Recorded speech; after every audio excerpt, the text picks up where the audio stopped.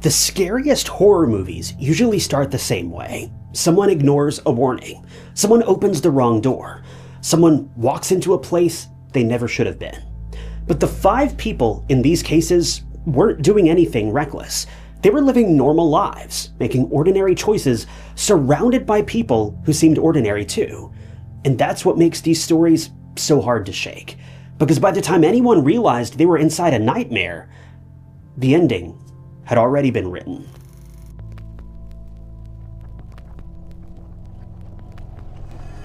Jessica Callagher was the kind of person who would make a busy life look easy.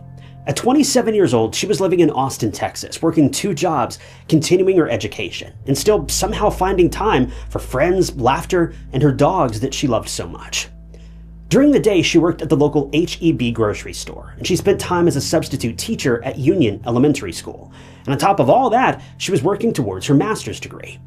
But if you asked the people who knew Jessica, they probably wouldn't start telling you about her with her schedule. They would tell you she was the kind of person who made people feel included without even trying. And even though her life was full of work, school, responsibilities, and plans for the future, she didn't seem like someone who was crushed by it. If anything, Jessica embraced it. She liked being around people. She liked saying yes. If her friends were getting together, there was a good chance Jessica would be there too. That was exactly how she spent Labor Day of 2009. September 7th started out like the kind of day nobody thinks twice about. It was hot in Texas, the kind of weather that made a pool day feel almost mandatory.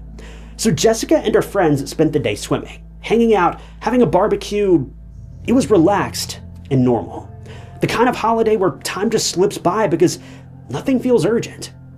Later that night, the group kept the evening going. They went to a restaurant, they had a few drinks, and played a round of pool before calling it a night. But Jessica wasn't there to party recklessly. She was the designated driver. She kept herself together because she had responsibilities waiting for her the next morning. She had work. She had a life she needed to get back to.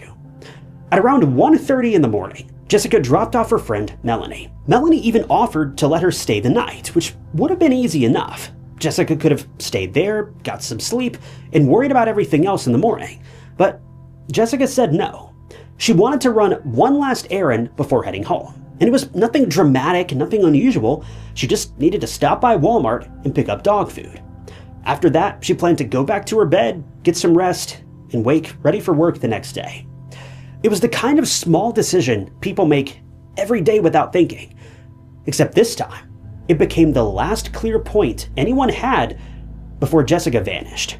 The next day, something immediately felt wrong, and a coworker from H-E-B called Melanie and asked if she'd heard from Jessica, because Jessica hadn't shown up for work. And that alone was alarming. She wasn't the type of person to just disappear from a shift without calling anyone. She also hadn't even been drinking the night before. When Melanie last saw her, she was coherent, alert, and still talking about the errands that she needed to run. So this wasn't a case of someone oversleeping after a long night out. No, something was off. Then Melanie learned Jessica hadn't made it home either. She shared an apartment with Melanie's brother, John, so Melanie reached out to him, hoping maybe she'd come in late and gone straight to bed, but John hadn't seen her either. She wasn't at home. She wasn't at work. Her car was gone, and no one who loved her could explain where she had gone after that late night stop. That was when worry turned into panic. Jessica, a 27-year-old woman with work the next morning, a home to return to, and dog food still on her errand list, was now reported missing. Almost immediately, Melanie and her boyfriend started searching for answers. They asked Jessica's workplace to help track her phone, hoping maybe it would point them somewhere, anywhere, that made sense. The signal led them to an area near the intersection of US Highway 183 and Walton Way in Cedar Park. So Melanie and her boyfriend drove there. And when they pulled into the parking lot, they saw something that made their stomachs drop. A white Kia, the same car that Jessica drove.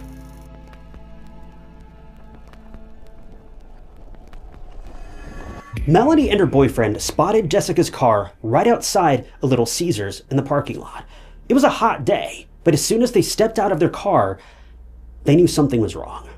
As they approached the front of the car, they saw an unresponsive woman inside, and this was, tragically, Jessica Callagher.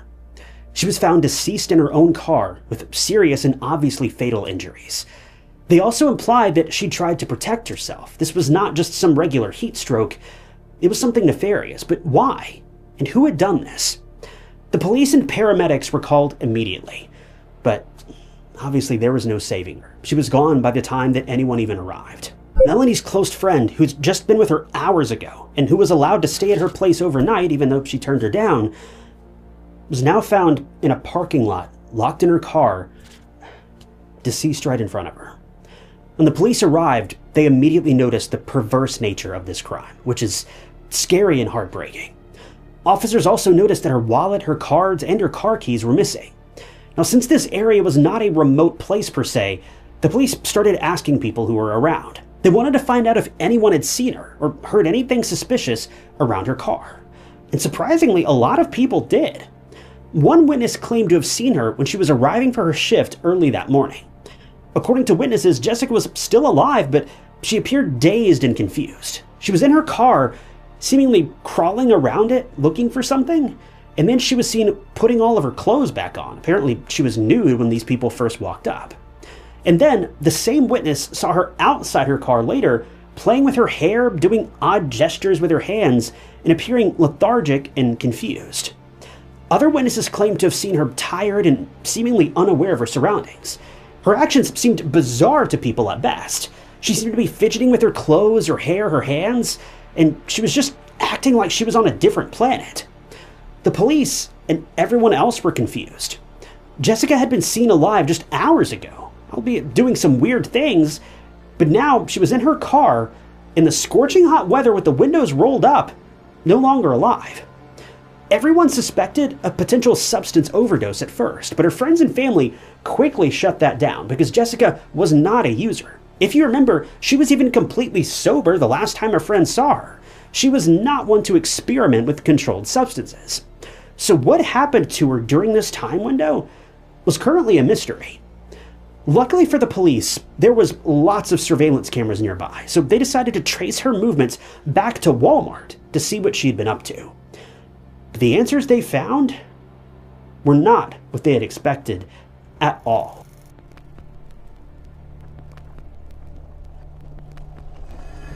The police checked the footage of Jessica entering the Walmart a little before 2 a.m. on September 8th. And at that moment, everything was fine. She was walking just fine. She wasn't being followed by anyone. She was wearing the same clothes she was ultimately found in, and nothing seemed alarming.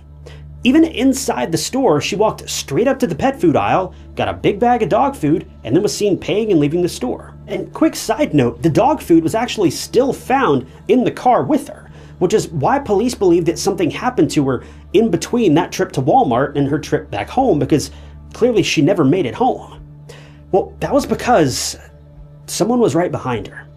See, a few minutes before she arrived at Walmart, a man in a small red truck also showed up. He was inside using the bathroom, and as he walked out of the bathroom, he saw her right in front of him. And that was when he started following her.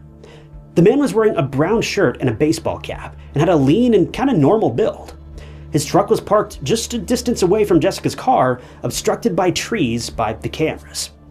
As the police reviewed the footage, seeing this mysterious man behind an unsuspecting Jessica, alarm bells started ringing in their minds.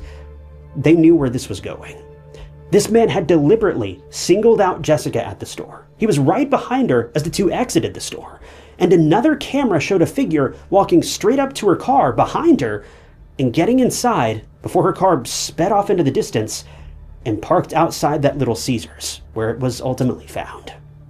After some time, the man was seen walking from the Little Caesars all the way back to Walmart as he got into his car and sped out of the parking lot. It was the same man that had followed Jessica to her car, so now the story was clear to the police. Someone had definitely followed her that night, and he also managed to get into her car somehow. I can't even begin to imagine how terrifying that must have been for her. She was just out running an errand, getting food for her dogs, and some man from a Walmart bathroom then came climbing into her car with her. The police also took note of her missing bank cards and checked for any activity, and sure enough, there was some. About 30 minutes after her car was parked and abandoned at that Little Caesars, her card was used at a gas station. And when investigators checked the gas station footage, they saw the same man who followed her at the counter paying with her card. It was unbelievable. But on the other hand, there was no movement from inside the white Kia, according to the footage. From the moment she walked out of Walmart with the man right behind her, her car had been motionless. So the police now had a very credible lead in the case, but they still didn't know who this guy was or if he even knew Jessica. So they turned to the public and made the footage public and the man's description public, as well as the car that he drove. And then they waited. The man was thought to be the key to finding all the answers for the harrowing incident. But until they got said answers, they had to put their trust in people and hope that someone would come forward and know anything about this man. And that was when a call came into the station. It was a woman who was an ex-fiance of another man. This man is not important, but what you do need to remember is that this man was friends with the person in the footage that was made public. This woman, whose name was Leslie, believed that this man was 37-year-old Crispin Harmel, her ex-fiance's friend, who also owed them some money. But guess what? He was also a no-show on the night of Jessica's incident. Now, this was really odd for the couple, unless they just couldn't shake off the feeling that something was wrong. So she contacted the police and told them everything she knew about this guy. They jotted down his address and they went straight to his home for a couple of questions. And when they did, they noticed his vehicle. It was that same truck that they saw in the footage. And looking at it now, they suspected he'd tried to alter the appearance of his car, but it wasn't much, just a few tweaks here and there and a change of color here, but the bulk of it was pretty much the same.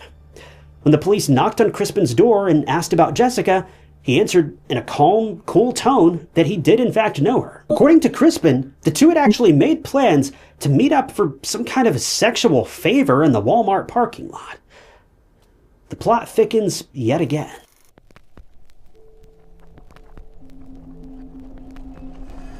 According to Crispin, there was nothing suspicious about the two being at Walmart at the same time, because they apparently planned to meet up there.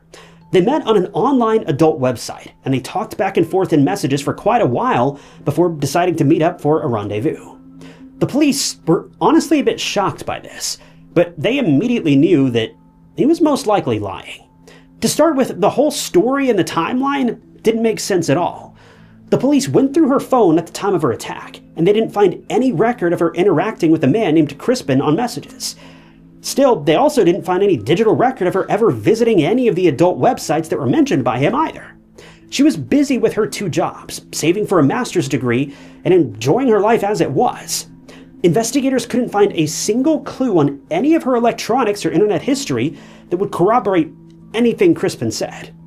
Secondly, you can clearly see in the surveillance footage, both inside and outside of Walmart, it looks like Jessica's just on a mission. The sole mission is to get that dog food and get out of there. She doesn't seem to be on her phone looking around trying to find someone. And also, you can see Crispin walking a couple steps behind her as she's seen leaving with her dog food. If he were someone that she was expecting, wouldn't he be walking alongside her or something? He would have caught up with her and introduced himself. And if you ask me, it seemed like he was walking behind her so as to not let her know she was being followed. It all just seemed strange, and it's safe to say the police didn't buy his story for 1 second. He was replaying the events from that night so perfectly, though, and so fluidly, that everyone could see through his ruse. He was just lying through his teeth. And Jessica's friends weren't aware that she was meeting up with anyone that night and also thought of his story as strange, because she was the type of person that would tell someone close to her where she was going and who she was meeting, hence how they all knew she was going to go get dog food that night. Well, when investigators eventually came clean about what they'd seen in that CCTV footage, that was when Crispin fell silent, and he demanded that he wanted a lawyer to represent him. Even though there wasn't enough evidence to charge him with the crime, he was ultimately charged with evidence tampering in Jessica's attack and her subsequent passing, and in May of 2010, 8 months after the attack, he was sentenced to 10 years in prison. But this case was not over yet. Investigators thought that it was weird when witnesses saw her alive in her car in a disoriented state just a few hours after that encounter with Crispin, especially when we know for a fact that she was totally normal and in her right mind before that fateful moment that he entered her car. Well, that was when they looked at this whole attack in a new light. See, the way they understood things, Crispin had forced Jessica into her own car. and then he made her drive somewhere more remote where he then carried out his nefarious plan. But in the midst of that plan, he attacked Jessica in a way that caused her to fall unconscious. Police say that they have every reason to believe that she was deprived of oxygen before she ultimately lost her life hours later, and that this almost certainly played a role in why she was acting so strange when the witnesses saw her later that day. When you combine this with the fact that she'd been left locked up in her own car on a hot summer's day, well, it makes everything so much more heartbreaking. See, after Crispin carried out the attack, it's believed Jessica eventually regained consciousness, but she was so disoriented from the severity of her injuries that she couldn't regain her bearings in order to make her way out of her own locked car. So when the temperatures began to climb later that morning, well, she was stuck in that car for a very, very long time before she ever managed to make it out. But by that point, the damage was already done. It's just heartbreaking to think people saw her on that morning following the attack, and no one called emergency services to help her. If someone had called for help, there's a very good chance her life may have been saved. But the truth is, the witnesses probably just thought that she was on something, so they just left her be. It's not uncommon, unfortunately, to make that assumption. Following this, investigators decided to charge Crispin, who was still in prison for the evidence tampering, with capital murder 3 years after his initial sentence. He pleaded not guilty, and the case was taken to trial, but it ended in a mistrial, which was frustrating for Jessica's loved ones. But then another trial took place in 2018, almost 10 years after the attack, and thankfully this time around, the jury found him guilty of the capital murder of Jessica Kelleher. He was sentenced to life in prison with no possibility of parole.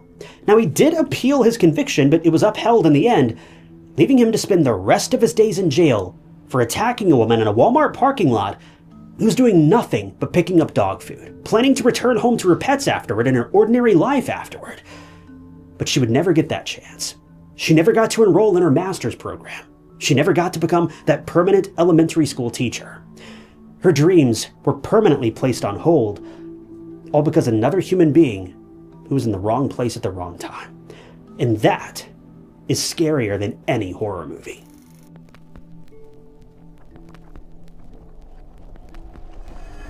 Lauren Hike was the kind of person who seemed built for motion. At 29 years old, she loved being active. She loved being outside and finding something new to look forward to.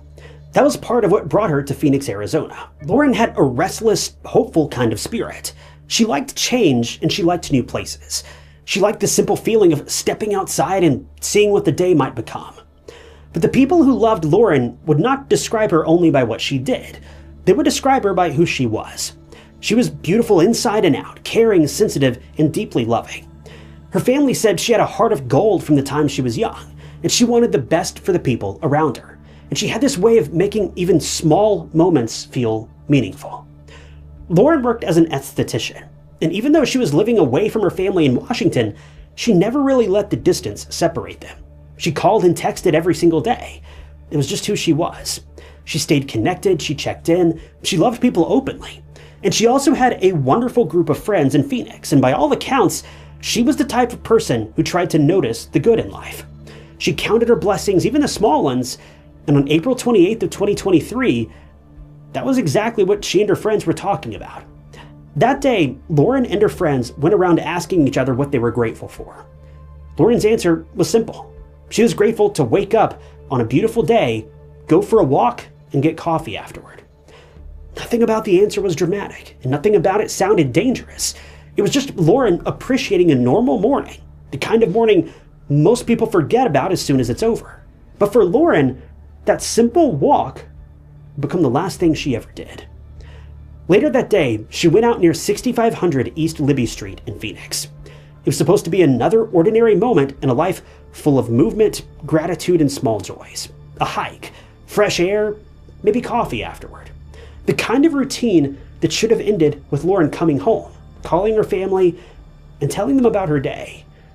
But she never got that chance because somewhere along that trail, what began as a lovely day turned into something horrifying.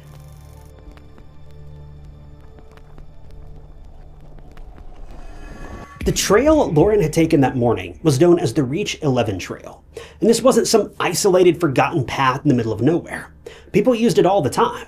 Some walked it alone, some brought their partners, some brought their dogs. It was the kind of place that felt ordinary because it was ordinary. A familiar neighborhood trail where people went to clear their heads, get some exercise, or simply enjoy the day.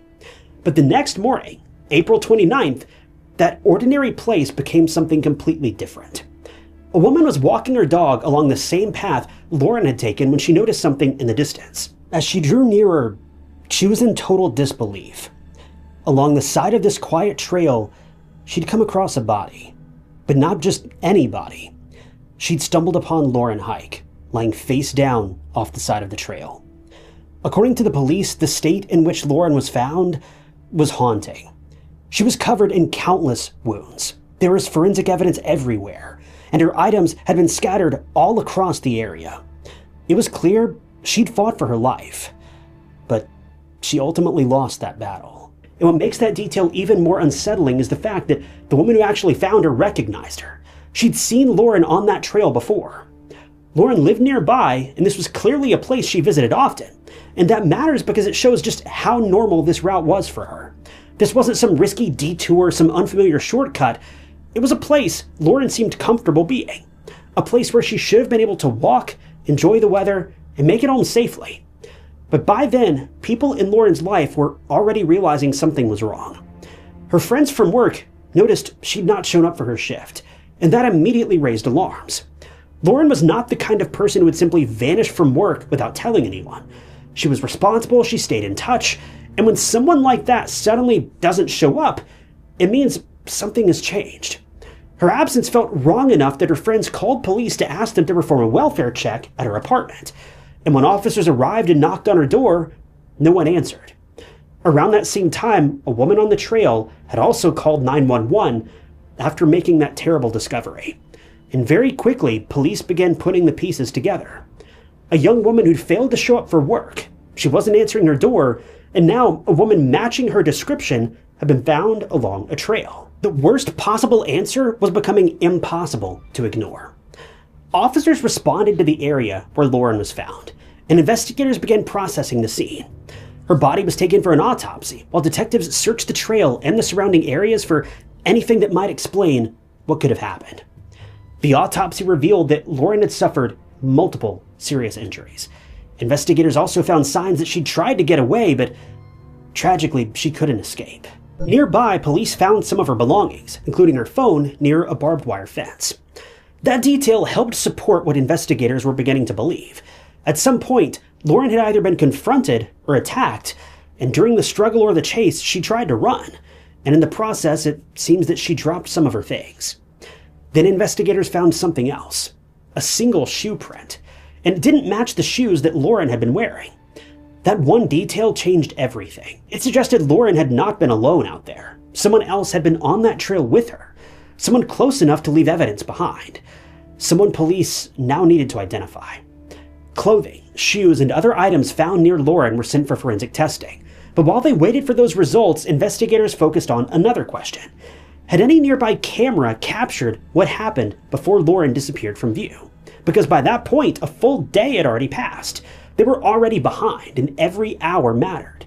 So officers began checking surveillance cameras in the area, hoping one of them had caught a glimpse of Lauren's final moments. And then they found it. A camera had captured Lauren walking along the Reach 11 trail shortly before 11 a.m. on April 28th. And in the footage, she appeared to be alone. She didn't look distressed.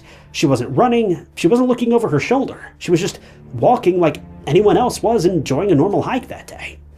But then she passed out of the camera's view, and for a few seconds, nothing happened. But then a man appeared. He was not casually walking the trail. He was sprinting, and he was running in the same direction Lauren had just gone. Sometime later, that man appeared again on camera, this time running back from the direction he'd just run to. And then he was gone. To investigators, this was more than suspicious. Based on the timing, the direction, and the evidence from the scene, this man may have been the last person to have been seen anywhere near Lauren before she was killed. But there was still a major problem. Grainy footage of a man running on a trail was not enough to solve a case by itself. The footage gave police a shadow, but they still needed a name. and that name came from forensic testing. The items collected near Lauren were processed. Investigators recovered male DNA. When that DNA was run through the system, it led to a 22-year-old man named Zion Williams Teasley. From there, the evidence started stacking up quickly. Police were able to use cell phone location data to place Teasley on the same hiking trail at the estimated time of the attack. And even more importantly, that location data appeared to match the moments seen in the surveillance footage. A man moving toward Lauren's direction, then later running back. The man in the footage also bore a strong resemblance to Teasley. And investigators showed the footage to people who knew him, and they all positively identified him as the man seen running on that trail. At that point, police were no longer just looking for an unknown figure in grainy surveillance footage. They had a name, a DNA match, cell phone data, and witnesses who recognized him. And now, they needed to find out why Zion Teasley had been on that trail and what happened in the moments after he ran towards Lauren.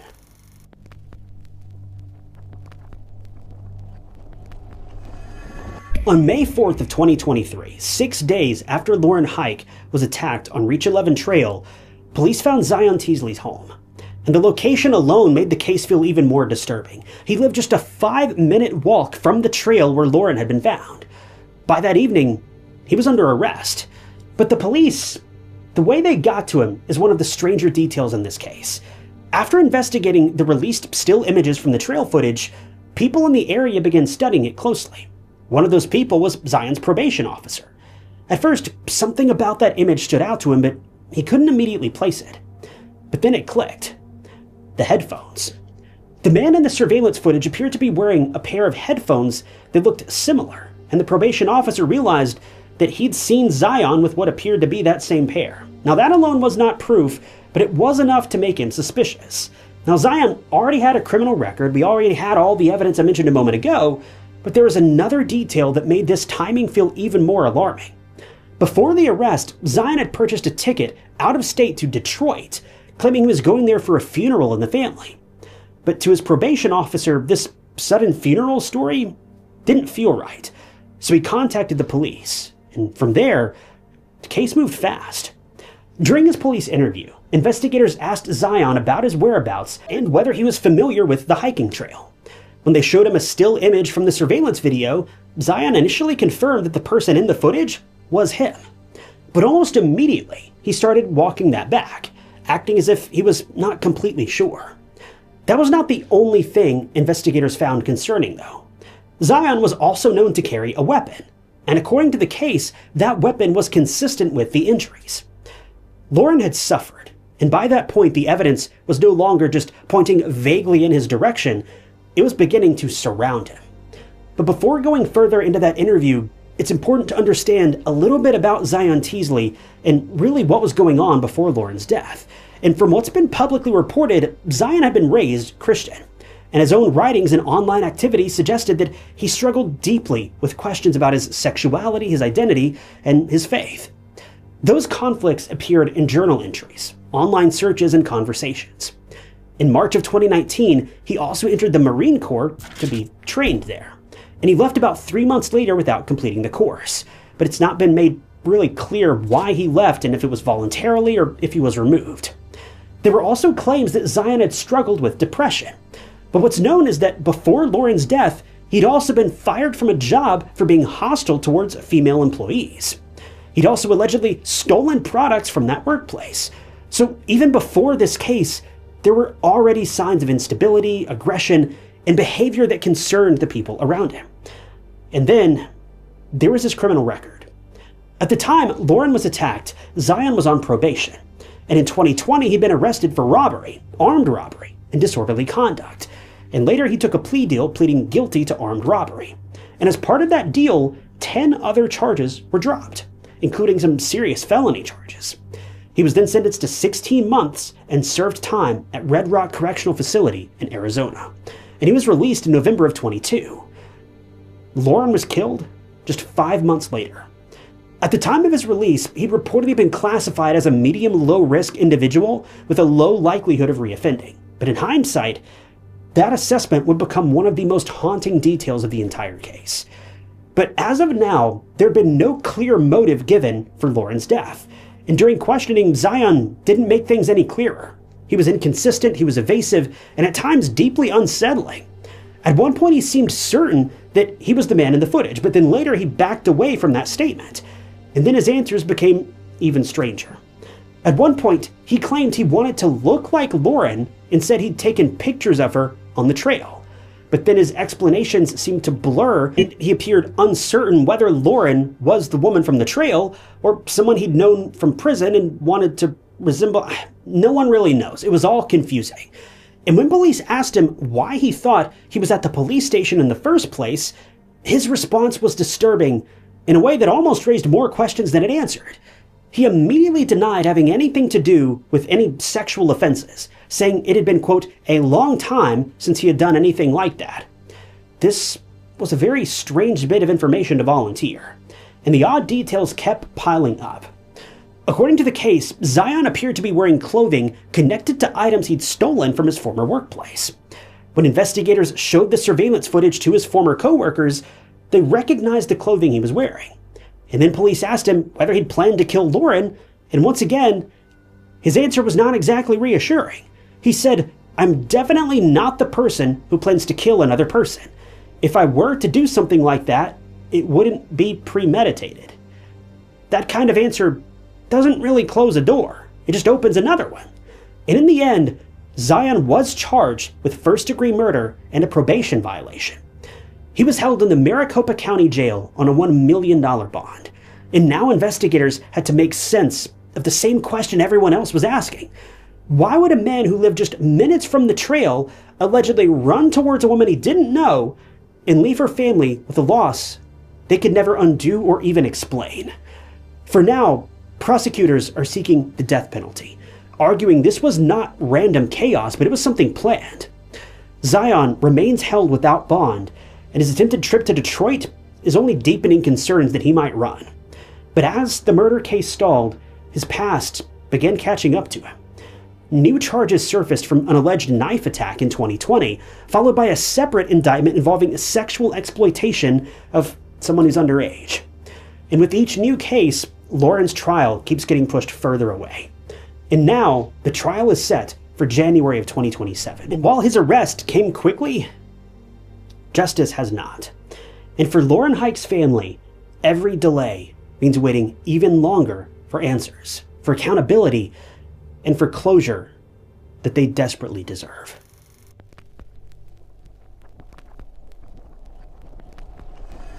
A detective's daughter isn't someone you would expect to become caught up in a true crime story. But in the case of Georgia Williams, that's exactly what happened.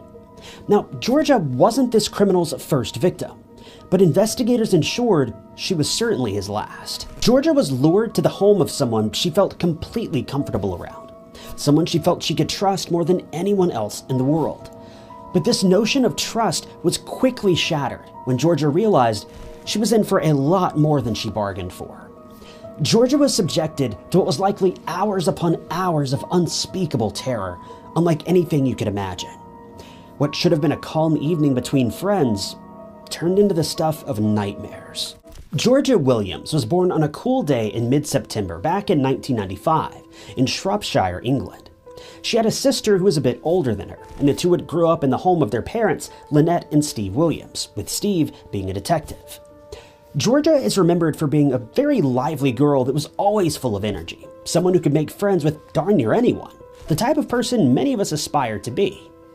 Growing up in her younger years, though, Georgia didn't always have it easy. When she was in middle school, she began to be bullied quite a lot. Thankfully, this bullying didn't last very long, and after enduring a few years of aggravation and pain, high school rolled around. And that's when things really began to take shape for Georgia. By the time she reached the age of 16 or 17, Georgia's luck had completely turned around. And not only was she now considered to be one of the popular girls, but she was eventually elected head girl of her class. Now, for anyone who may not be familiar with this term, myself included, that's basically the British equivalent of being class president, a single student who the others have elected to be the lead voice of the entire student body. Needless to say, Georgia had a pretty prosperous time in high school. and when her schooling finally began to wind down when she turned 17, she revealed that she planned on continuing her education so that she could become an Air Force paramedic, an incredibly noble position to aim for. In order to make these dreams a reality, though, she needed to fund her future education, and to do this, she opted to get a job at a local gas station. After beginning work at the gas station, Georgia made friends incredibly quickly. It didn't take long before she was on good terms with every member of staff, but there was one guy in particular who Georgia took an interest in. She noted that he was incredibly shy and didn't really hang out with the rest of the team, but she wanted to change that. Knowing all too well how it felt to be an outcast in her younger years, Georgia made sure to take time with this guy to make sure he felt welcomed and accepted. This man would be Jamie Reynolds, who was about 22 years old at the time. Georgia went out of her way to make sure Jamie was invited to all of the coworkers' get-togethers and gatherings. While he wasn't the type of person to really be seen in a social or a public setting, well, things quickly changed. As soon as he began hanging out with Georgia, it was like his entire personality changed. While he'd previously been reserved, awkward, and shy, his confidence had finally come to the surface. It was clear that there was a deep bond developing between the two, but it seems like they weren't really on the same page. As you probably have come to expect, before long, Jamie had fallen head over heels for Georgia. But there was one problem. She didn't really feel the same way about it. Jamie ended up asking Georgia out on a couple of dates, but she turned him down and explained that she wasn't really looking for a boyfriend at the moment. She was more focused on making her career dreams a reality, and she explained to him in the gentlest way that she could that she just wanted to be friends. Jamie was understandably upset about this, but he made it clear that he completely understood why Georgia had turned him down. He took the letdown in stride and basically just let it go. Or so it seemed. As anyone who's been rejected knows, being turned down isn't always easy. Now, it's simple enough to let the situation pass and move on with your life. But just because it's simple doesn't mean it's easy.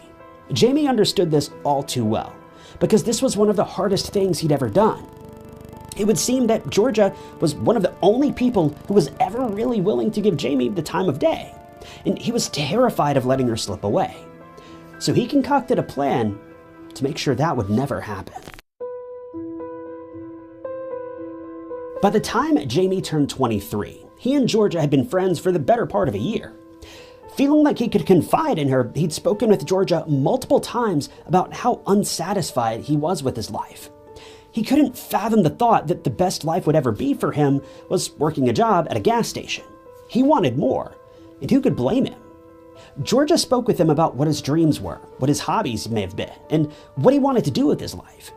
Jamie explained that one of the biggest passions of his was photography, and that's when Georgia suggested that he try taking up a job as a photographer. Find some people to shoot photos for, maybe do weddings, things of that nature. Jamie loved this idea, so much so that he asked Georgia to help him establish a professional portfolio to show off his work. Not only this, but he asked Georgia to be his first model, and she jumped at the opportunity to help out her friend. The plan was for Georgia and a few others to head over to Jamie's house on May 26, 2013. They'd planned a huge photo shoot for that day so that Jamie would be able to get heaps of photos of various people to ensure his portfolio was as diverse as possible. The only problem was, Georgia would soon learn that her family had planned a big barbecue party that same day, and her grandparents would be coming to town for a short visit as well. Georgia did not want to miss this barbecue, but she also didn't want to let Jamie down. She knew that the two only lived about 4 or 5 minutes apart, so she decided to get dressed up and go do the photo shoot, then hurry home afterwards so that she could spend time with her grandparents. She did her hair, put on jeans and a leather jacket, and then took off. It would be around 7:30 that evening when Georgia headed off towards Jamie's house. Her family expected her to be back within a fairly short amount of time, maybe 30 minutes to an hour or so, but when 3 full hours had passed by, they started to get a bit concerned. They weren't worried or anything, but they couldn't understand what had been taking so long. Her mother ended up texting her to make sure everything was going okay, and Georgia explained that they'd finished the photo shoot quite a while ago and that she'd been hanging out with friends there and she simply lost track of time. Georgia explained that she would probably not be home until fairly late that night, letting them know not to wait up for her. With that, her parents turned in for the night. But they had no idea that the person they'd been texting, it wasn't Georgia. By the following morning at 6:30 a.m., Georgia's mother quickly realized that Georgia still hadn't returned home. This is when things really began to become bizarre, because her mother knew that Georgia had a music festival scheduled later that day, and she wouldn't miss it for the world. She'd been planning on attending for weeks. Her parents assumed that she'd probably just be heading off to the festival from her friend's house, so again, they didn't put too much thought into it. After all, Georgia had never been the type of person to get into trouble, so they assumed she had it all figured out, as she always did. By later that evening, though, they started to get suspicious. See, Georgia didn't have her driver's license just yet, and she was taking driving classes before actually taking her test to ensure that she knew the ins and outs of everything. Her classes were scheduled to take place early the next day, so her parents expected her to return home later that evening, but she never did. They waited up late that night, expecting her to come home at any moment, but they never heard a word from her. She also stopped responding to texts and calls. By late that evening, her parents had taken to calling friends, family, anyone who may have seen Georgia, but no one had. When Georgia still hadn't returned home the next morning and eventually missed her driving lesson, that's when her parents called the police to file a missing person report. When police showed up at the Williams home later that day to take their statements, they asked all the usual questions, including when they'd last seen their daughter and where she was supposed to have been. Her parents explained that the last they knew, she'd headed off to a photo shoot at her friend Jamie's house. Admittedly, this wasn't much information to work with, but the obvious first step was to look into Jamie and see what he may know about her disappearance. But as officers began to look up information in their database about Jamie, they were shocked, to say the least. As they brought up Jamie's profile in their system, they quickly learned that Jamie was caught by officers back in 2008 for attempting to claim the life of a teenage girl. The crazy thing is, the police didn't actually arrest him, nor was he charged with a single crime. Now, I'm sure there's more to the story than what's been reported, but this definitely seems bizarre to me. In the end, Jamie was just given a warning and was allowed to walk away without any repercussions, while this innocent girl was left with lifelong trauma. This seems utterly nuts to me, but again, I feel like there has to be more to the story than this. Surely the police weren't this negligent. But the truth is, maybe they were. Thankfully, investigators weren't willing to take Georgia's case so lightly. They knew now that Jamie had a history of violence, so they began the hunt for Georgia, firing on all cylinders. They showed up at Jamie's door and knocked, but received no response. Desperate for answers, they didn't waste any time. They kicked down his door and forced their way inside. They searched every inch of the home, but didn't find any signs of Jamie. They immediately sent out calls for help, and Jamie was now considered to be a wanted man. Detectives first went to the gas station where Jamie and Georgia worked, but none of their coworkers had seen them in days, and both of them had missed their shifts. This was not good news. They tracked down details of Jamie's van and sent out information to all available officers to be on the lookout for the vehicle.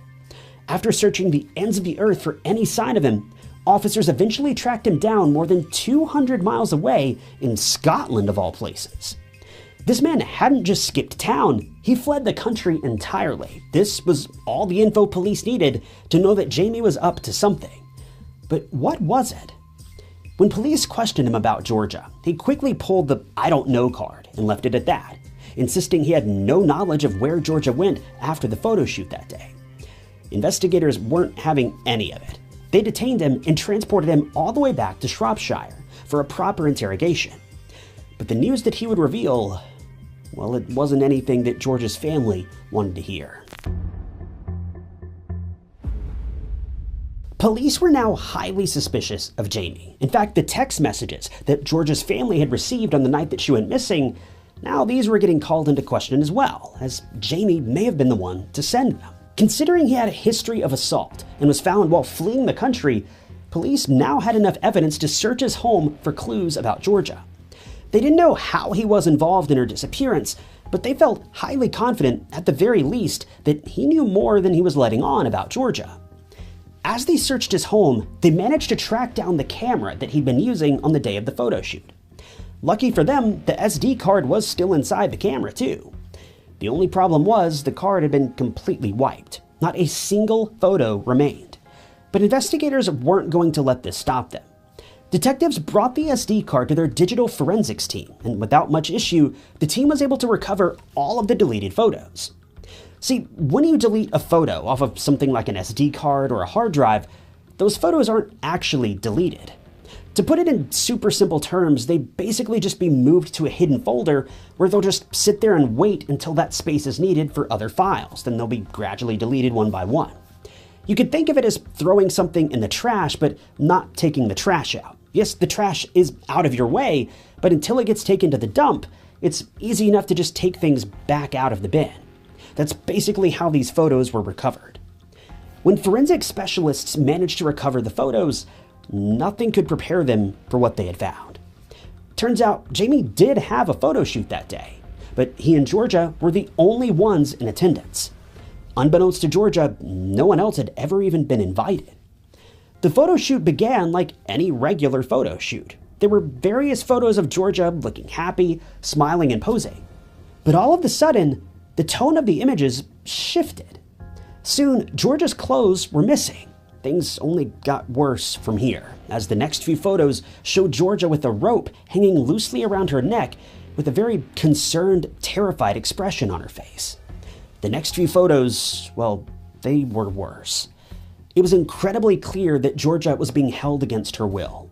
What was even more clear is that between two of the photos, things took a tragic turn, and Georgia had now lost her life. Immediately after Georgia's life had been taken, Jamie continued to take hundreds of other photos, literally hundreds, of her in various poses at different angles, so on and so forth. I truly can't get into all of the details of what these photos showed, but it was unlike anything you could ever imagine. This was horrendous, and that's putting it so lightly. Police continued to search Jamie's home, and that's when they found, in addition to the photos of Georgia, a minimum of 16,800 photos that showed incredibly violent acts being carried out on various people. Detectives don't believe Jamie took all of these photos himself, if he took any of them at all, but simply possessing them was a crime. There were also 72 graphic videos that were found as well, and again, each was more and more violent than the one before it. Considering Jamie was still living with his parents when all of this came to light, his parents were asked to speak with officers to give their side of the story, hoping they could shed some light on the situation and explain how all of this had taken place, and how Jamie managed to get a hold of these photos and videos. What his parents told the police was downright shocking, because what police had found in Jamie's room, it was nothing new. In fact, his parents had known about it for the better part of a decade. When all of this was taking place, the photo shoot, the crime, and everything in between, Jamie's parents had been out of town on vacation. But as soon as they got the call from investigators about Jamie's arrest, they rushed back home as quickly as they could. When police confronted the couple about what they'd found in Jamie's room, their jaws hit the floor. See, they knew about Jamie's, well, fantasies, to put it lightly. They knew that he'd been watching violent sexual videos for quite some time. When the police pressed them about this issue, Jamie's parents admitted they'd first caught Jamie watching videos like this when he was just 14 years old. After this discovery, his parents reached out to their internet provider and had them block access to these websites. But that's pretty much all that was ever said about the situation. To make matters worse, I feel the need to clarify that this is simply when his parents caught him watching these videos. That doesn't mean it was the first time he'd ever done it. Truth be told, he could have been watching stuff like this since he was in middle school. We just don't know. But here's where things get crazy. When Jamie found out that his parents had blocked access to these websites, he actually called the internet provider himself and paid for his own private internet connection. His parents were none the wiser. Each month, he would pay the bill with his own money, and his parents never had a clue. When his parents did eventually find out about his private internet access, they decided to call the police as well as Child Protective Services. From what I've gathered, neither of these parties did anything to actually fix the situation. I found one report that claimed that possessing these videos isn't even illegal in England, but I personally find that hard to believe. If these videos were as violent as some sources suggest they are, then they may have been documenting actual crimes, which, in fact, is a crime in and of itself, at least here in the States. I feel it's safe to assume that this would be a crime in England as well, but I may be wrong. But regardless, no one did anything about it. Jamie wasn't willing to obey his parents, and despite their constant complaining, he made it very clear that he was going to do what he wanted to do, and there was nothing they could do to stop it. Jamie continued to grow up surrounded by this incredibly damaging content, and needless to say, it had a profound effect on him in his later years, as is evidenced by this very case. When police continued searching Jamie's home after his arrest, they managed to track down at least 40 separate notepads on which Jamie had written stories and fantasies about what he wanted to do to Georgia, as well as various other women. Now, these weren't your typical fan fiction type stuff that you'd find on the internet. No, these were highly detailed, incredibly graphic stories about what he planned to do to a woman if he was ever given the opportunity. Each of these stories ended the same way, with the females losing their lives. As police combed through each and every one of these stories, they found one that caught their eye. It was titled Georgia Williams in Surprise. The story documented in explicit detail exactly what happened to Georgia that day. It was like a play-by-play of the crime. According to one article, police say that he began writing the story in January and finished writing it just a few weeks before the crime actually unfolded. When police confronted Jamie about this story, he didn't budge. He continued to claim that he was innocent and was 100% uncooperative with the investigation. This meant police had to resort to good old-fashioned detective work to figure out what exactly had happened to Georgia and where she was now. Their investigation first began at a gas station nearby. It's unclear if this is the same station where the two had worked or if this was a different station entirely. Jamie was caught on CCTV here, filling up his van with gas. It's believed that at this very moment, Georgia had already been stowed away in the back of the vehicle. Immediately after getting gas, he drove to a nearby movie theater and watched a movie, all while Georgia was still in the back of the van, just leaving her there for hours while he laughed it up inside the theater. Police weren't sure where he went after this, but a few witnesses later reached out and explained that they'd seen that exact van driving through a mountain road in North Wales. As it would turn out, while driving through the area, Jamie's van got stuck in the mud, and a few people actually helped him get his van unstuck and back onto the road. All the while, Georgia was likely still in the back. This is what led police to head to the woods where the van was stuck and check out the surrounding area. Sure enough, in the thick brush of the woods, they found Georgia's body, tossed amongst the trees like some animal. It should go without saying that at his trial a short while later, Jamie was found guilty. Interestingly, he'd been proclaiming his innocence all the way up until the very day of the trial. Then, as he stood before the court, he finally changed his tone and pleaded guilty. He was the youngest person in English history to be given a life sentence with no possibility of parole. In the wake of the trial, it came to light not only did the police fail the public back in 2008 when Jamie tried to take the life of that teenage girl, but various other institutions also failed to properly get this man off the streets. A mental health nurse made a public statement in which she said that she knew about Jamie's violent behavior years before the trial.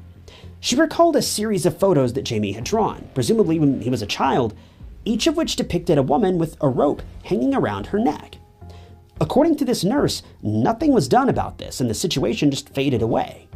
Now, she didn't say this part outright, but her verbiage led me to believe that she may have attempted to speak with investigators about this, but it didn't really go anywhere if so. By this point, Jamie's parents were also well aware of his violent tendencies, having caught him watching the aforementioned videos on multiple occasions. His parents did everything they knew how to do, but outside of kicking Jamie outside of their house, what can you do if your child just outright refuses to cooperate? Now, I suppose he could have been involuntarily admitted somewhere, and surely if his parents knew just how bad this behavior was, they would have explored that. But the truth is, this case can't just be blamed on one person. Jamie isn't the only one responsible. If he'd gotten the help he needed when he was younger, it's likely that none of this would have ever happened. And I'm not blaming his parents for this by any means. From the reports I've read, they legitimately did their best. The mental health nurse that he saw also seems to have done her best to bring awareness to the situation, and the poor teenager who he attacked also seems to have done her part. But the investigative teams at each of these institutions just failed. There's no other way to explain it. Let this be a lesson to parents everywhere. Take note of what your children are doing on the internet, what content they watch, what games they play, who they're speaking to. Cases like this don't have to happen. Stories like this don't have to be told. If something seems a bit weird, chances are it's because it's weird. If your kid is watching something you don't understand, take the time to understand it and make an educated judgment call. If you catch your child repeatedly watching content like this, it's your job to go as far as you need to keep them safe. Cancel your internet entirely if you have to. Take their phone, their computer, tablet, whatever it is, and throw that junk in the trash if that's what it takes. I don't care what it costs. We're all responsible for the children in our lives, even if they're not our own. It's our job to keep these children safe and keep tabs on them until they're old enough to make good decisions on their own. If something strange is going on with your kid, it is never too early to reach out to a professional for help. There's no shame in it either. It doesn't make you a failed parent or a guardian if you learn that your kid needs more help than you can provide. What makes you a failed parent or guardian is if you're unwilling to reach out and admit when both you and your kid need help. Ultimately, in Jamie's situation, his parents didn't know just how disturbed he really was, and his parents reached out to the police and mental health experts, but sadly that still wasn't enough, because their cries fell on deaf ears. I don't know who to think is responsible for this, but I do feel with every ounce of my being that this could have been avoided. It didn't have to end this way.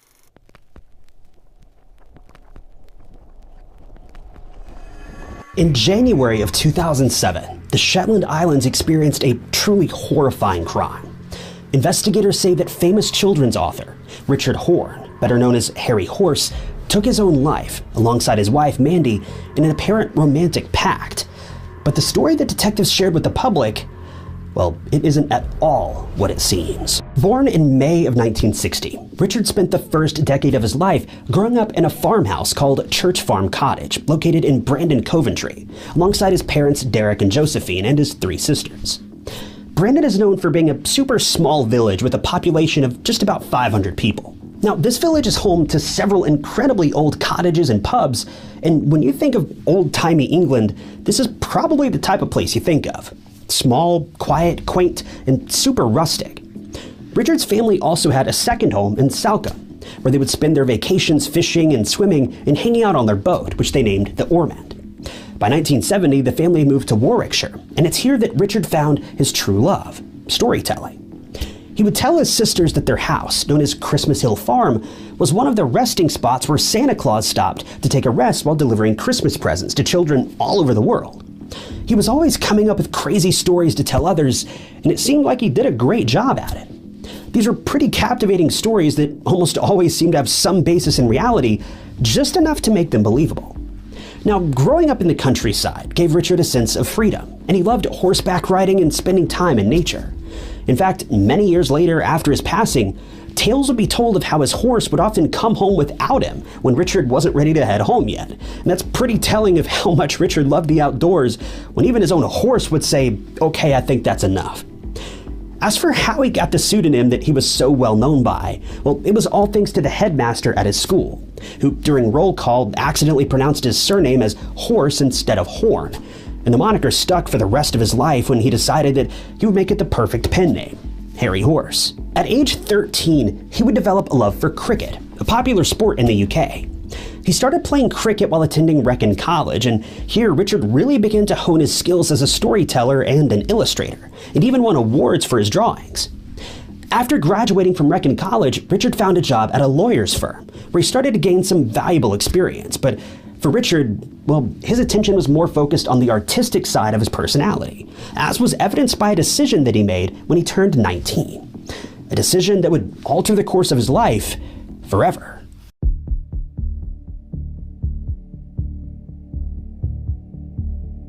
While waiting for a train at Coventry railway station one December morning, Richard found himself thinking about the life that lay ahead of him, as he'd been thinking of relocating to Edinburgh. unable to make up his mind, he chose to leave the decision up to a flip of a coin, with heads sending him back to London and tails meaning that he would move to Edinburgh. The coin landed tails up, and a short while later, he boarded a train that was headed for Scotland. Now, life in Scotland wouldn't be easy, and he didn't really have any jobs lined up as an illustrator, nor did he have anything else going for him for that matter. But he devised a plan. He dressed himself up like a college student and started attending drawing classes, unbeknownst to the rest of the students and the faculty members. He would basically just sneak into class, learn what the professor was teaching for the day, and then sneak out before anyone realized he was there. He basically pirated college courses. Richard used his skills to create a portfolio of his best work, attempting to get a publishing deal by showing it to local publishers. Now, unfortunately, none of them showed much interest, and things were not going the way he had envisioned, and so he had to come up with another cunning ruse. He'd already spoken to the well-known publishing house, Canongate, and he was turned down. But in 1981, he contacted them again, this time posing as his own literary agent. Richard claimed that his client, Harry Horse, was in Edinburgh for a short while, and that he would love to meet up to show off some of his work, and finally, they agreed. At the time, Canongate was owned by its founder, Stephanie Wolfe Murray, and she found him to be just the type of talent that they were looking for. He was given a job as an illustrator for Magus the Lollipop Man, which was authored by Michael Mullen. And shortly after, he supplied the sketches for David Hamilton's The Good Golf Guide to Scotland. In 1986, an updated version of Dr. Jekyll and Mr. Hyde was announced, and Richard also supplied the artwork for that release, which was a pretty major job. He'd certainly made it as an artist by this point, but still unsatisfied with his life's trajectory, he decided to try his hand at publishing a book of his own. But Richard, he could have never guessed what the future had in store for him.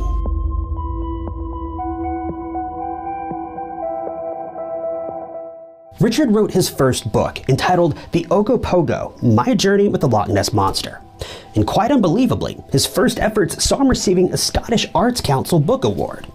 This did his career a world of good, and soon he was producing many more popular children's books, most of which included animal characters. His book, The Last Polar Bears, saw him make his debut on the small screen as it was made into an animated movie. And shortly after, two of his other books, The Last Cowboys and A Friend for Little Bear, also made appearances on television. And Richard's career was now in full swing. He'd finally made it as a published author and illustrator, and his life was shaping up to be exactly what he had always dreamed of.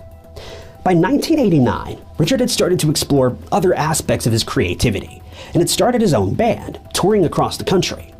In fact, they were in the midst of a tour in the Shetlands when he met Mandy Williamson, the girl who would eventually become his wife.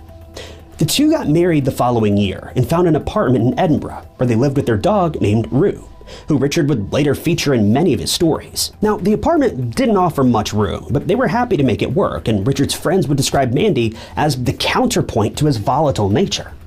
Basically, she helped even out Richard's wild nature and calm him down to a certain extent, but Richard was still hungry. See, Richard had a serious love for his dog Rue. He was an animal lover through and through. The two could be seen everywhere together and even took him to business meetings. In fact, Rue would also be the catalyst for the next stage of Richard's career. After Richard and Mandy were married for about a year or two, Richard began to feel that his books featuring Rue weren't getting enough attention. Thus, he and Rue entered the offices of the Scottish newspaper, Scotland on Sunday, to complain about their lack of coverage of his books. Luckily, he'd brought several of his illustrations with him, and upon seeing them, the newspaper's editor suggested that he start working for them as a freelance political cartoonist. And while it was a pretty drastic change of pace for Richard, well, he accepted the offer. He would stay in this role for the next 6 years, drawing caricatures of famous politicians and the situations that they found themselves in at the time, quickly making a name for himself as one of the biggest political cartoonists of his generation, as his drawings could be seen in well-known newspapers that included The Guardian, The Independent, The Telegraph, and The Times. His reputation as a talented illustrator and cartoonist had now started to spread, and he even created the cover artwork for the New Yorker magazine on 2 occasions, while also drawing a satirical cartoon for the Scotsman on a weekly basis. But Richard and Mandy's life together, well, it wasn't as perfect as it seemed from the outside. After 18 years of marriage, it would all come to an end thanks to one unthinkable act carried out by Richard.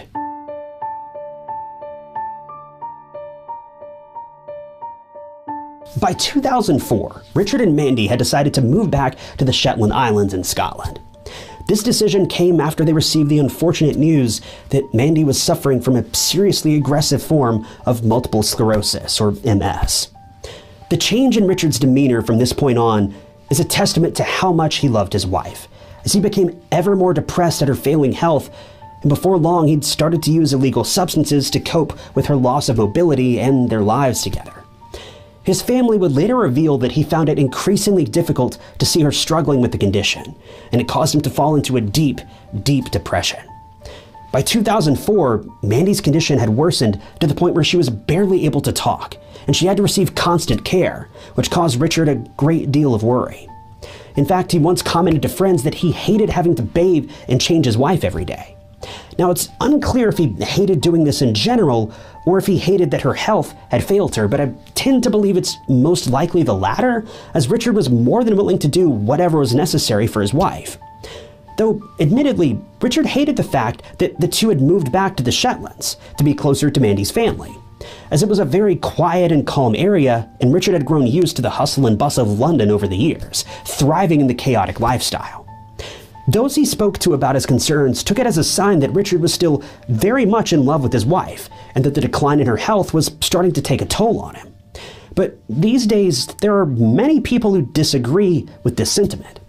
See, since Richard was still taking illegal substances during this time, his behavior had grown ever more erratic, and it's believed that he started resenting the fact that he had to look after Mandy while living in a comparatively isolated area. By this point, Mandy had grown from being the center of his world to being more of an obstacle in his way. At least that's the opinion of some people looking back on Richard's life. Richard had now become prone to fits of rage, and one social worker would report that he became so angry during a discussion about Mandy's rights to disability benefits that he punched a hole in a wall in their house. But this was only the tip of the iceberg. Richard's mental health would only get worse from here, and it didn't take long before it reached a boiling point. And Richard, well, he finally snapped.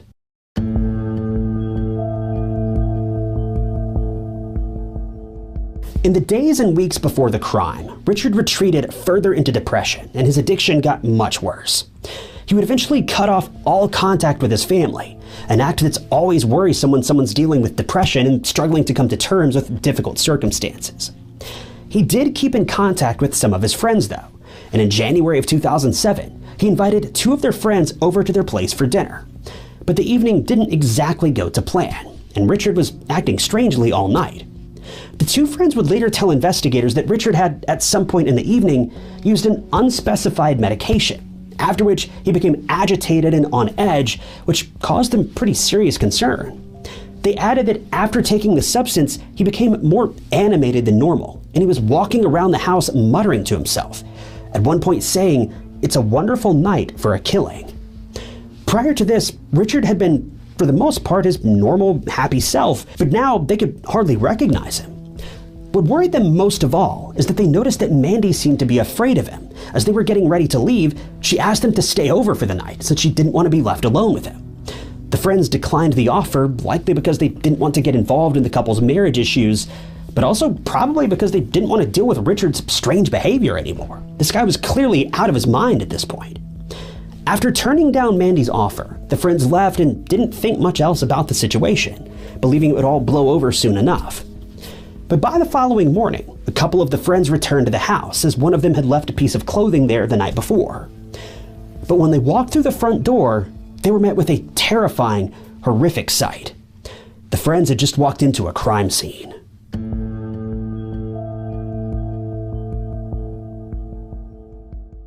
As the friends entered the couple's home, they were immediately caught off guard. As they stepped into the entryway of the home, they were met with a grisly sight. The couple's dog and cat had both lost their lives, and it was clear the damage done was intentional. The friends didn't know what to think, and they immediately began calling out for Richard and Mandy. Realizing that something was very wrong, they rushed into Richard and Mandy's bedroom, and their hearts sank. The couple was found lying side by side on their bed, both deceased. And this is where the case gets really strange, and many people are still left wondering what the motive was for the story that was concocted by investigators after they learned of the couple's passing.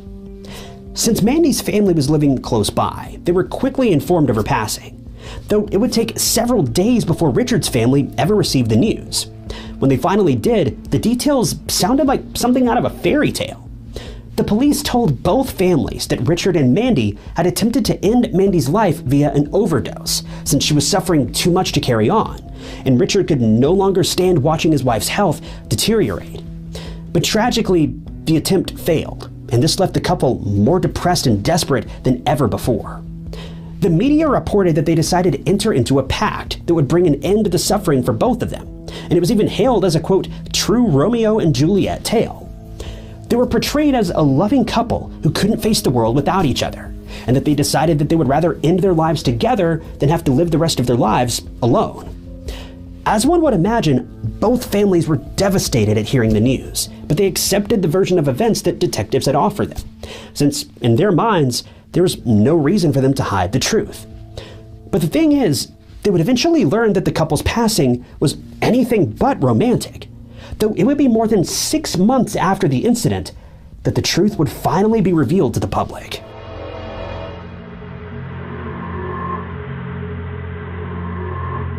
Those who knew Richard and Mandy were horrified to learn that they had taken their lives after the dinner party that evening.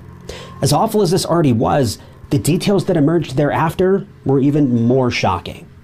It would turn out there was no pact. It wasn't an act carried out as a romantic gesture, and there was no agreement between husband and wife that this had to be done. Instead, whispers began to spread about how Richard had grabbed a knife from the kitchen and attacked Mandy in a tragic act of violence.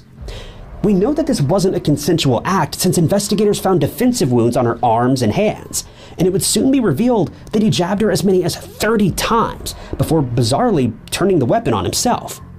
But before he did so, the knife that he was using broke during the attack, which just shows the ferocity of the situation. Imagine the amount of force that it takes to break a metal blade. Thus, Richard went back to the kitchen, grabbed another weapon, and then continued the assault until Mandy's life was over. The coroner's report would state that Richard had 47 self-inflicted wounds before he too lost his own life. The doctor who attended the crime scene was so shocked by what he found there that he had to take time off of work, stating it was the worst crime scene he had ever witnessed with his own eyes. While still under the impression that the couple had lost their lives in some sort of romantic pact, Richard's family agreed that they should be buried together. But when Mandy's family learned what had actually occurred that night, they were understandably outraged at how the case was handled by the authorities. More specifically, they were outraged that investigators had outright lied to them about the state of the crime scene. Mandy's father made it clear that he wanted everyone to know what had happened to his daughter, since Richard had been painted as being some sort of martyr by ending his wife's suffering and then claiming his own life in some sort of romantic gesture. At a press conference held after the true details of the crime were revealed, Mandy's father stated, quote, "This was no pact, it was murder. Mandy had arranged to go with her mother to the dentist the morning they were found. She was not planning on ending her own life." In the aftermath of these revelations, Richard's mother spoke to the Sunday Times newspaper, and surprisingly, she took aim at Mandy and Mandy's family, revealing that she never liked Mandy in the first place. She claims that when attending the couple's wedding, Mandy's family had failed to arrange flowers for the church ceremony, as they had agreed to do. And she took offense to the fact that she and the rest of the family hadn't been invited back to Richard and Mandy's house for the second half of the reception. Now, this may sound like petty squabbles between a bride and the groom's family, and this is commonplace, right? But that's not the full story. Richard's mother added that Mandy was a very difficult person to get along with, saying she was quick to criticize Richard when he was in the midst of doing something that she didn't agree with. She claims that Mandy would refuse to wash his cricket uniform, since she didn't like any of the other players' wives. She was also critical of the way that he was raised, as well as the schools that he attended. Richard's mother also says that she had to walk on eggshells around Mandy because she was so volatile and would fly off the handle at the slightest mention of anything she didn't agree with. But again, you could easily chalk this up to a groom's mother not liking his bride. Again, this is super commonplace. It should also be mentioned that the rest of Richard's family didn't necessarily agree with his mother's statements, though, just to add a bit of context. In fact, the rest of Richard's family loved Mandy just as much as Richard did. But still, it gets worse. According to Mrs. Horn, Richard and Mandy had both been taking illegal substances in the months leading up to the incident. Mandy had been doing so to relieve the pain that she was in as her health was failing, and Richard eventually joined in to help cope with the impending loss of his wife. And while most of us may not agree with this decision, you have to admit it's somewhat understandable. Several of the couple's friends contacted Richard's family after the truth of the crime was finally revealed, saying how much they liked Mandy and how they were struggling to come to terms with how Richard could have carried out such a violent and unexpected crime. This heartbreaking tragedy took everyone by complete surprise, and considering how many people spoke lovingly of the couple, heck, even two of their friends who had dinner at their house that night couldn't have predicted this was about to happen, well, it was just a shock to everyone. Now, rather obviously, there have been many people who are critical of how the police handled this case. Obviously, there was no point in lying to the family about what had actually taken place here. It's understandable they may have wanted to spare the family from the heartache and burden of knowing how the crime really unfolded, but that burden was the family's to bear. It's not up to the police to decide who gets to grieve a loss or how they grieve it. When questioned about this in interviews by the media, the Shetland police defended their handling of the case, stating that any suggestion that they attempted to hide certain details of the crime from members of the two families or the public was completely unfounded, though no one has been able to explain why Richard and Mandy's deaths were portrayed as a romanticized pact to end their own lives, when that clearly wasn't the case. It's obvious from this statement alone, the police are just outright lying. When preparations were being made for Richard and Mandy to be buried, Richard's sisters, Kay and Mary Ann, revealed what they thought of the horrific crime and the events leading up to it. They believed that Richard had purposefully started distancing himself from his family since he'd been planning to end Mandy's life, as well as his own, for quite some time. They also speculated that he only did this to strengthen his resolve, or else he would have been made unable to follow through with his plans. Basically, if he would have maintained contact with his family throughout the months leading up to the crime, he may have felt too much guilt and been unable to actually go through with it. Speaking to a reporter, they also suggested that the move back to the Shetlands would have played a major role in Richard's state of mind, and that it would have added to his feelings of despair. Richard obviously didn't want to be there, and this was painfully obvious. Now, it should be noted that when the sisters made these statements, they were still under the impression that the couple had willingly taken their lives together. So while they knew that Richard had taken Mandy's life, they didn't know at this point in time that he had done so against her will. It would only be when they traveled to the Shetlands for the funeral that they were briefed on the actual events that took place. In the end, no one will ever truly know what was going through Richard's mind when he decided to end Mandy's life, as well as his own. But this case shows that anyone's life can be irrevocably changed at any time, and it's up to each of us to decide how we deal with those changes. At some point in our lives, we're all going to get horrible news, but that doesn't mean we have to go to the lengths that Richard did to try to make things right. It's not our job to play God. It's our job to make the best with what we have. When reading statements from people who knew the couple, it becomes clear that there was never any doubt that the two truly loved each other. But what drove Richard to carry out such an unthinkable crime? Well, we may never know. Some people believe he did it because Mandy's suffering had become too much for him to bear, while others think he may have been in the midst of some psychosis due to the substances that he was using. The truth is, we just don't know.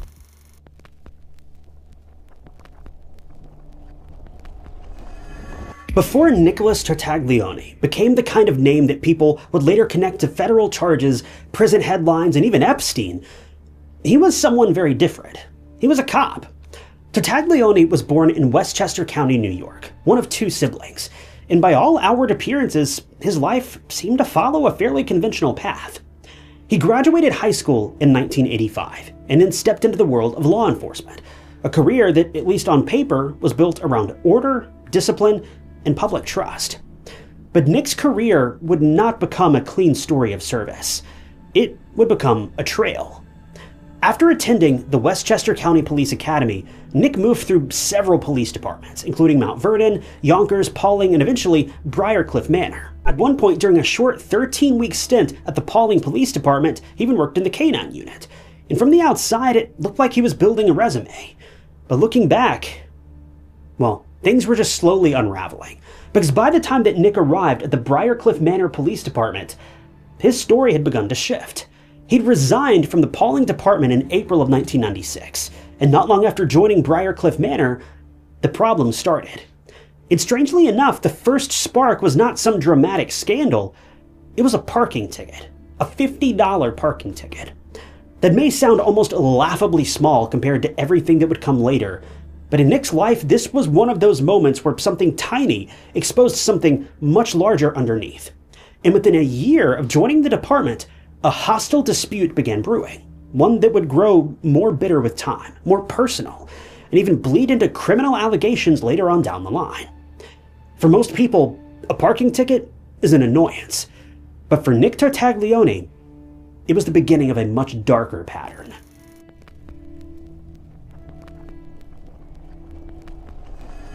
In March of 1997, Nick was on what should have been an ordinary patrol.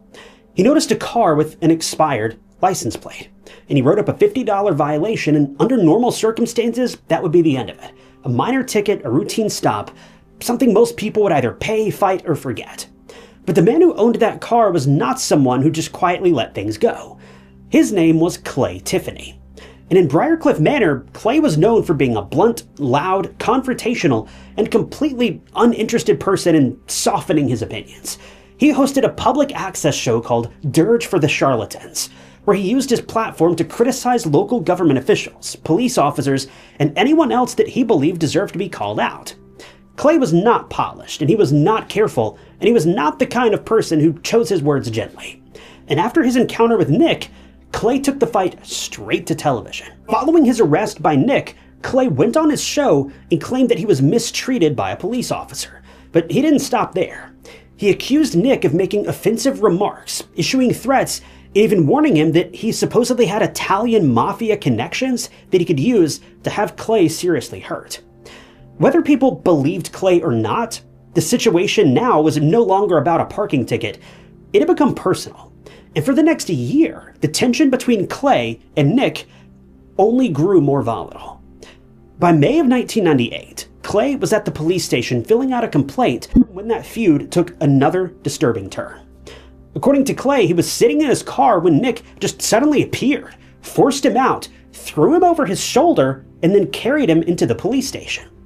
This wasn't some back and forth argument anymore. This was a police officer and a local critic locked in a battle that just seemed to be getting more aggressive every time their paths crossed. By the end of that year, Clay would also accuse Nick of physical violence and stalking. But still, the situation kept escalating.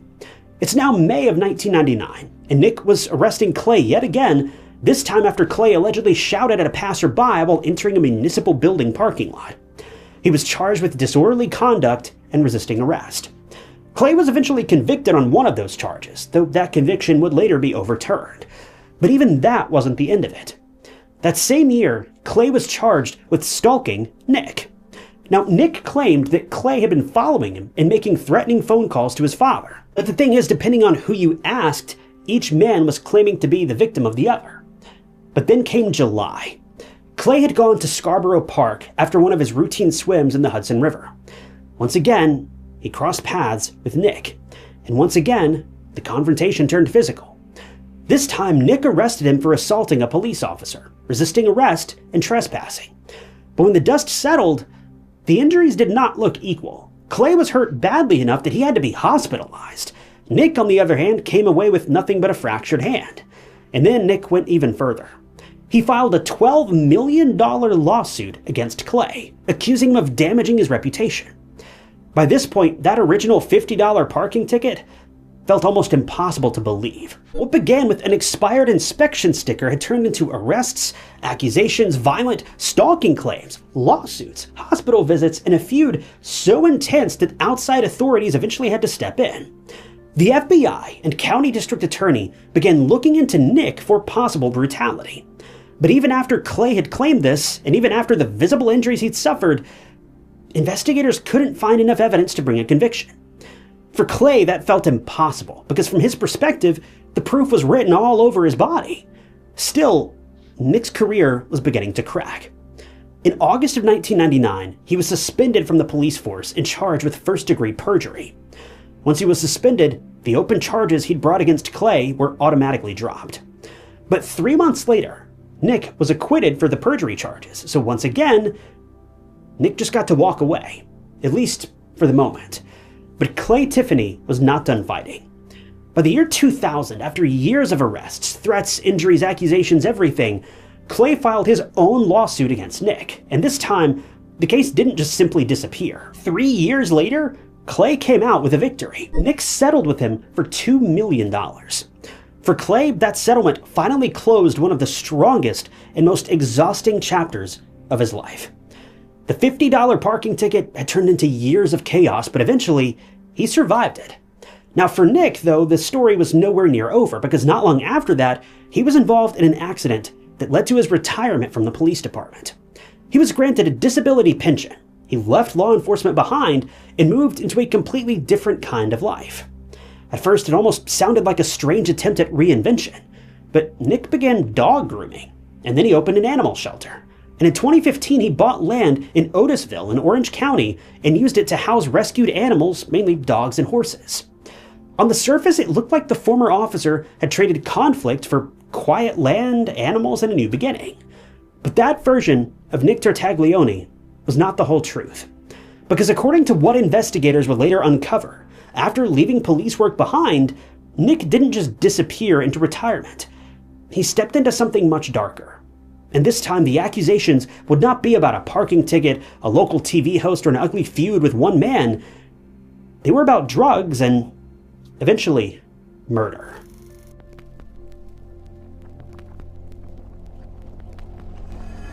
By 2013, Nick Tartaglione had left police work behind, but he'd not left the danger behind. He was living in Orange County, and according to investigators, he'd started selling illegal substances to weightlifters and bodybuilders. At first, it seemed like a small operation, but over time, his circle grew to include Joseph Biggs and Gerard Benderoff, two men who would become central to what happened next. Then in 2015, Nick hired a man named Marcos Cruz to look after his farmland, that same land that he used to shelter the rescued animals. Through Marcos, Nick met Martin Luna, who worked for a construction company owned by Jason Sullivan. And Martin was living in Florida at the time, but his connection to Jason would eventually pull him straight into Nick's world. From there, according to investigators, the operation changed. Nick became the money behind a drug trafficking setup. Martin was supposed to get the drugs from Mexican cartels to Texas, and Jason's house was allegedly used to store them. And from there, the product would be moved and sold through their little network. For a while, the arrangement seemed to work, but in late 2015, everything started to collapse. According to the case, Martin was supposed to use Nick's money to buy the drugs, but the supplier allegedly vanished with $200,000. Nick's $200,000. Martin did not have the drugs to show for it. He didn't have the money. And for the next few months, he just avoided Nick. But Nick was not the kind of man who quietly accepted being ignored. He believed Martin owed him, and he wanted the money back one way or another. Eventually, Nick allegedly came up with a plan. He asked Jason Sullivan, Joseph Biggs, and Gerard Benderoff to help lure Martin to his brother's bar in Chester, New York. The bar was called the Liquid Lounge. The idea was to get Martin there, corner him, and force him to pay back that money. And on April 10th of 2015, the plan was put into motion. Jason, who was Martin's boss in the New York construction business, asked Martin to handle a series of estimates around Orange County, and Martin spent the day doing exactly that. And then Jason told him to meet him at Liquid Lounge. But Martin didn't arrive alone. On April 11th, he was last seen in the Chester area with 3 other men, his nephews, 25-year-old Miguel, 35-year-old Urbano, and 45-year-old Hector. The 4 men were traveling in a Chevrolet Equinox, and the last known contact from the group came at around 5 p.m. when Miguel spoke to a relative. After that, all 4 men disappeared. According to prosecutors, Martin, Miguel, Urbano, and Hector arrived at Liquid Lounge shortly after 5 p.m. And when they walked inside, they were met by Jason, Joseph, and Gerard. This was not a casual meeting. It was an ambush. Joseph and Gerard restrained the 4 men, and everyone waited for Nick to arrive. When he did, he demanded the money that he believed Martin owed him. But Martin obviously didn't have it. He didn't have the drugs either, and he didn't have a solution. And in that room, surrounded by the men who'd helped lure him there, he had nowhere to go. Then, according to prosecutors, Martin was killed inside Liquid Lounge while the others watched. But somehow, that still was not the end of it. Martin's body was then loaded into the back of Nick's truck, and then the 3 remaining men, Miguel, Urbano, and Hector, were taken to Nick's farmland in Orange County, the same land where he helped the rescued animals. That same land that on the surface looked like a place of care and second chances, but that night became something else entirely. Once they arrived, Nick, Joseph, and Gerard armed themselves, and there, prosecutors claim the 3 remaining men had their lives ended. Afterward, the bodies of all 4 victims were placed in a large hole on the property, and all of it, according to the case, was over money, a debt, a trap, and 4 men who never came home. 4 days later, all 4 men were reported missing, and investigators soon found Urbano's abandoned Chevrolet Equinox near Liquid Lounge. They then obtained surveillance footage from the bar, and that footage began to tell the story. It showed the missing men entering the bar with members of Nick's crew. It showed Nick backing his truck up near the entrance, and it showed the men loading something unusually large and heavy into the back. Cell phone records placed the men in that same area, tightening that timeline even further. But the real break came when police focused on Marcos Cruz, the man who'd introduced Martin to Nick. Marcos eventually led the investigators to the burial site on Nick's property. On December 19th of 2016, Nick Tartaglione was arrested. He was charged with quadruple homicide, kidnapping, and furtherance of a narcotics conspiracy, and drug trafficking. In 2017, Joseph and Jason were also arrested. Gerard later passed away by taking his own life before he could even be taken into custody. This case dragged on for years.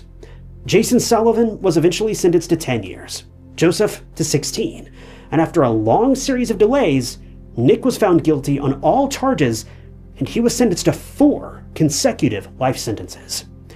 By the end, Nick no longer looked like a former police officer who'd simply lost his way.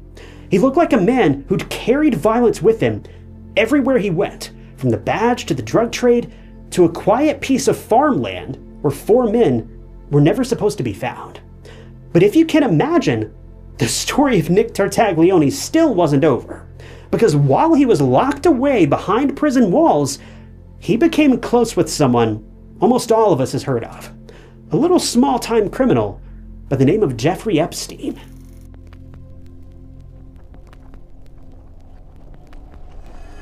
So Nick was incarcerated at the Metropolitan Correctional Center, where he shared a prison cell with none other than the notorious Jeffrey Epstein, in the jail's special housing unit in July of 2019.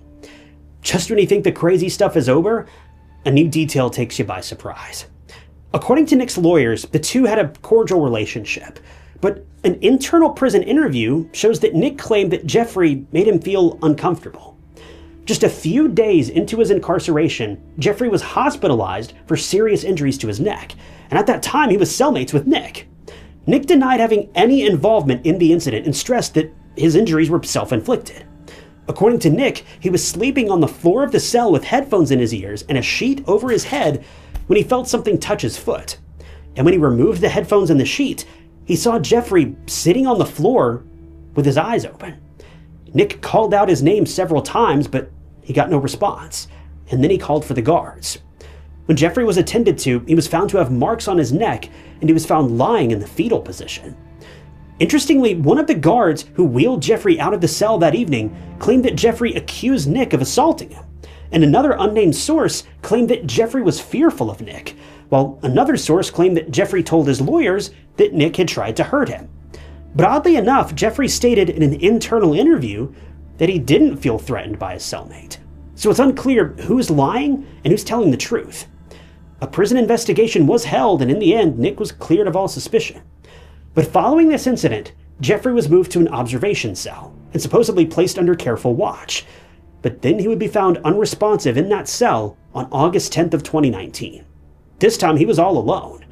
His passing remains a mystery and a hot topic to this day, giving birth to a lot of conspiracy theories surrounding his wrongdoings and someone possibly attacking him that night.